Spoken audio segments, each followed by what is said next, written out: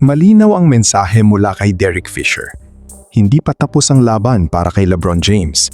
Sa kabila ng edad, sa kabila ng expectations, at sa kabila ng pressure ng playoffs, may tiwala si Fisher na kaya pa ring magdala ni LeBron ng championship caliber na team. At hindi lang ito basta opinyon. Ito ay base sa nakita mismo sa loob ng court. Sa Game 1 ng Lakers kontra Rockets, may isang malinaw na mensahe. Hindi pa dapat i-count out ang Lakers. Kahit wala sina Luka Doncic at Austin Reeves, nagawa nilang kontrolin ang laro. Hindi man perpekto, pero sapat para makuha ang panalo. At dito nagsisimula ang mas malalim na usapan. Ayon kay Derek Fisher, you can still win championships with a guy like him leading the charge. Kapag bin-breakdown mo yan, hindi lang ito tungkol sa talent, ito ay tungkol sa impact. Si LeBron ay hindi lang scorer, hindi lang passer. Isa siyang system sa loob ng court. Kapag siya ang may hawak ng tempo, nagiging organized ang buong team.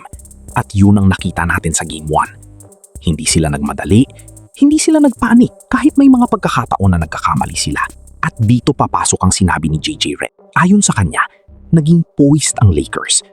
May tinatawag siyang next play mentality. Ibig sabihin, bawat possession ay bagong pagkakataon. Walang dalang frustration mula sa nakaraang play. Ito ang sign ng isang mature na team. Ngayon, pag-usapan natin ang depensa. Ito ang isa sa pinaka-importanting factor kung bakit nanalo ang Lakers. Hindi sila basta nag-score lang. Pinaghirapan nila ang bawat stop. May rotations, may communication, at higit sa lahat, may effort sa bawat possession. Ito yung klase ng depensa na hindi mo basta-basta matutumbasan. Lalo na kung hindi ka prepared. At kung Rockets ka, malaking problema yan. Ngayon, kung maipanalo ng Lakers ang series na ito, kahit wala ang dalawa sa malaking bahagi nito, napakalaking advantage ang makukuha nila dahil makakapagpahinga sina Luka at Reeves. At sa playoffs, ang pahinga ay halos kasing halaga ng panalo. Dahil habang tumatagal ang series, lalong bumibigat ang laban. Lalo na pagdating sa second round, dito pumapasok ang mas malalakas na teams. Mas physical, mas strategic, mas unforgiving. Pero gaya ng sinabi ni Fisher, hindi pa ito ang dapat pagtuunan ng pansin. Mahaba pa ang first round at ang pinakamalaking kalaban dito ay complacency. Isang panalo pa lang to. Hindi pa ito assurance, hindi pa ito dominance. Kailangan pa rin ng consistency, kailangan pa rin ng disiplina. At higit sa lahat, kailangan pa rin ng leadership. At doon papasok ulit si LeBron. Habang siya ang nasa court, may direksyon ng Lakers, may control, may stability. At iyon ang hindi kayang sukati ng stats lang.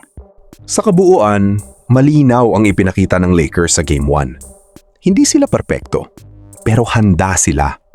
Hindi sila kumpleto, pero sapat ang kanilang sistema para manalo. At hanggat nandyan si LeBron, laging may posibilidad. Laging may chance na magbago ang takbo ng laro.